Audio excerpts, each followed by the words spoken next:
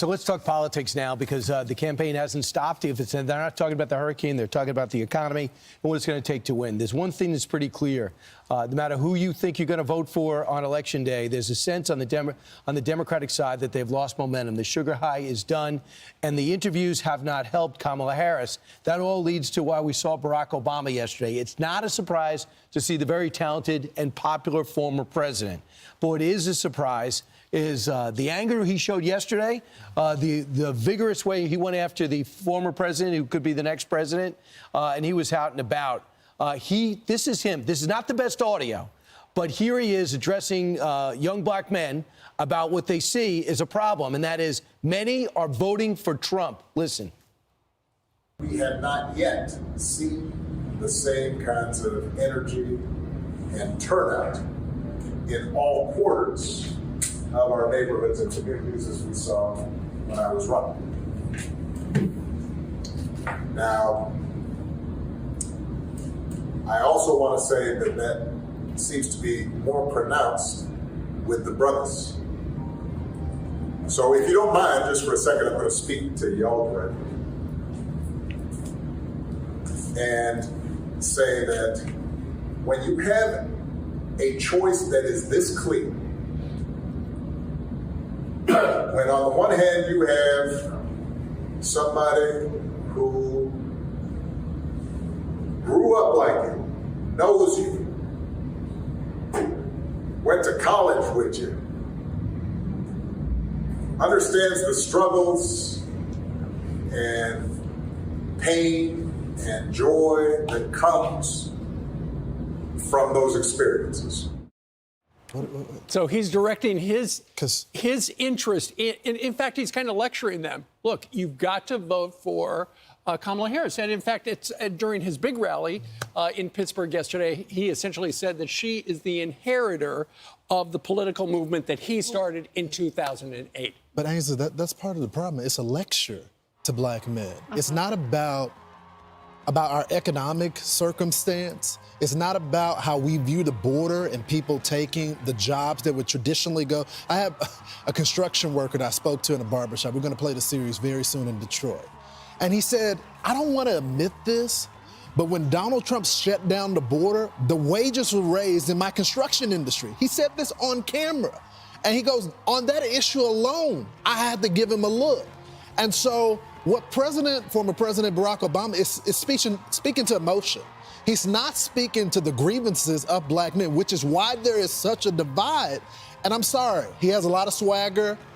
He speaks candidly to the brothers, but that's not enough to get a lot of them to support Kamala Harris. Yeah, he says that Kamala Harris hasn't had the same kind of energy as we saw when I was running. He said that when I was running, which I agree with. We all saw that. We lived through it. But then he says, everyone has a choice that's so clean. It's not. And you said it's not. It's Lawrence. not so clean. What is it that you think black men like about Donald Trump? Well, they want to take care of their families. And so it's about money. If even the people that don't necessarily like Trump's personality, everyone always says, well, I had more money in my pocketbook, right? The grocery store prices were low. I may not like the bombast when it comes to the border, but you know what? It's getting out of control. And those issues alone are enough to swing an election. I'm not going to lie to you and say, hey, 80% of black men are going to vote for Donald Trump. But if 30 to 35% of black men switched their affiliation to the Republican Party, it's game over. And Hispanic men, it's a flat-footed tie. Hispanic community, it's within 8-9 points. And keep in mind, Bill Clinton won Hispanics between 20 and 30. Mitt Romney, who actually lived in Mexico for a while, lost it by only had 9% of the Hispanic vote. So things have certainly changed. Sometimes when you look at this, don't you wonder why it's even close? If you see the white working class vote has gone heavily to him. He's got more union votes than any Republican ever had. I guess what he does not have is suburban white women, if we were to continue to break it up by race and gender. He doesn't have that yet. But I thought Eddie Griffin said something interesting, and this story is on FoxNews.com. He's relatively an X-rated black comedian. He's very funny. He says, watch your language here. I know, please. It says, the black community, he goes, he offered a humorous argument that Trump has certain credentials the black community likes. He's got 3 baby mamas, 43 felony cases and counting. He's selling high-top tennis shoes like Michael Jordan, and he got shot like Tupac. He goes, I'm voting for him. he goes, I'm going to try. He goes, I wouldn't be surprised if he dropped an album next. I mean, I don't think the coach, I mean, I think he's clearly making a joke. He's having fun. I don't think he's being funny. The community cares much about that. But I do think when they continue, the Democrats have to be very careful. And if you notice, there was a huge surge of saying felon, felon, felon, felon. Well, I thought the Democratic Party was for felons being able to vote and for a second chance. And I think there's this double speak with the Democratic Party that's going to hurt them. We don't care about the shoes and all that type of stuff. We care about the money. Do you know how many felons there are in this country out and about? 30 million. Yeah. And they came out and they have a spokesperson. They said, can you stop with the felony talk? Yeah. Because we're trying to make a life of ourselves. A lot of them feel they were only convicted, like Trump feels. Right. Others say, I changed. Yeah. And if you keep on saying if you're a felon, you're a horrible person, I think it makes it harder for us. Yeah. Well, and we've been talking about a couple of different demographics, but I know people who voted for Joe Biden in 2020, and they're going to vote for Trump this time, and it all comes down to money. It comes down to mortgages. It comes down to groceries. It comes down to they don't have as much money to buy stuff. And what's interesting is, and I was talking to somebody yesterday who's in the financial world, and they said, you know, are you watching the betting markets? Mm-hmm. And I said, I looked at it about a week and a half ago. And he said, what was it? I said, Kamala Harris was up. He said, it is completely reversed now. Donald Trump is actually, and the betting market is where people actually bet their own money on who's going to win. And Trump is way ahead. And now he is ahead of her. 10 days ago, 2 weeks ago, she was ahead. But it's interesting. And you look at the dynamic, and it's like, OK, she's going to do all these interviews. Well, she did a bunch of interviews, but she didn't say anything. And the number one reason that people wanted to hear more from her was details. And that's the fatal error. She has not given up any more details. She doesn't have there was nothing, you know, and as a woman, I want a woman to be president one day, but I want the right woman. And I'm watching all these interviews with her. They're softball interviews. You would think that's when she would shine. Mm-hmm. I was not impressed at all with anything she said. I don't like Tim Walz's idea that you can have an abortion in month 9. And then if you're a parent, can you imagine getting rid of your baby when they're almost out of the womb, and then he denies it? She won't answer the question in the debate. What is it? Is it 7 months? Is it 8 months? Is it 9 months? She won't answer the question. I understand women want to control their own bodies, but there need to be limits. The first few months, you know, maybe that's a conversation Republicans and Democrats can have, but not month 9. We just want more detail. Here's the Wall Street Journal. They say the lightness of being Kamala Harris.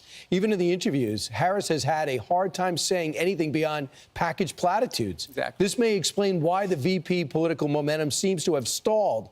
Trump hasn't risen much in the polls, but Harris seems to have plateaued. If you read the Democratic press, which means nearly all of the press, you'll notice a creeping concern this week that Trump is gaining in the polls. Then the battleground states, Democrats are worried suddenly, and a few are starting to blame Harris for playing it safe with her version of Biden's 2020 basement campaign strategy. They want her to define herself better with swing voters. Well, I think be more comfortable, conversant with issues. She seems to have memorized things. When she stops at the end of a sentence, I feel as though there's a chance she'll never speak again. Yeah. It gets to a cliff, and you're like, what is next? Well, and then when you have CBS 60 Minutes fixing your answers at your one contentious interview. It's media malpractice, honestly, the way they did that interview. There's no way they would do that for They Donald need to Trump. explain. They have to explain. And if you don't believe it, it's not just the Wall Street Journal said it. If you look at Axios reporting, talking about the internals within the Kamala Harris campaign, it is out of control. They're worried about every single segment that used to be a healthy coalition for the Democratic Party. And I'll say the last thing, this whole accent thing that she keeps doing, what was she thinking with Univision to change her accent in front of every single different group? Then she had a Jamaican accent the other day when she was doing the late night show. All this bouncing back and forth. Just be real with people. Well, that was the gist of this entire article that we're just talking about, because there was a line in there. It says she hasn't shown us who she really is as a woman. We don't know who she is. She's trying to. What is it? She's manipulating herself. She's a chameleon, depending on the group she's with. She says, "I wouldn't change anything. I want to be the same person that I was under Joe Biden." And this article says the biggest mistake was her response to what would you do differently than President Biden. She says, there's not a thing that comes to mind. Who is she? Right. Who is she? And the other part about that Wall Street Journal article is the truth that she has plateaued right now. And that is why with, I believe, 26 days left before the election, that's why they're rolling out Barack Obama. That's why they're rolling out Bill Clinton. And it's Josh like, okay, Shapiro. they are both going to try to drag her across the finish line. And that's why Waltz is now doing all these, like he's meeting with Michael Strahan on the field at one of the stadiums. He's talking to social media influencers and taking them pheasant hunting, so he looks like a man's man, doing a round table of local interviews to talk football and hunting with other local interviews. I know we have too many deer. Do we have too many pheasants, too? Are we... Doesn't that sound like something you do with the royal family? Right, absolutely. What is up with you in hunting this morning? I just don't understand. Is there something that you want to do? It's like, okay, we got to go get pheasants. As if like they're attacking us, or Brian, it's like a sport. Hunting is like a sport. Right. That also provides food. It's not like you can go out and play rugby and then you bring home dinner. Poor Carly is trying to keep it together over there. In South Carolina, we hunt deer and dove. I don't know of you shoot doves.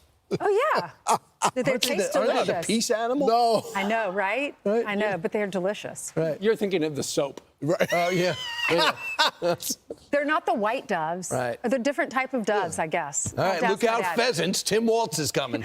I'm Steve Doocy. I'm Brian Kilmeade. And I'm Ainsley Earhart. And click here to subscribe to the Fox News YouTube page to catch our hottest interviews and most compelling analysis.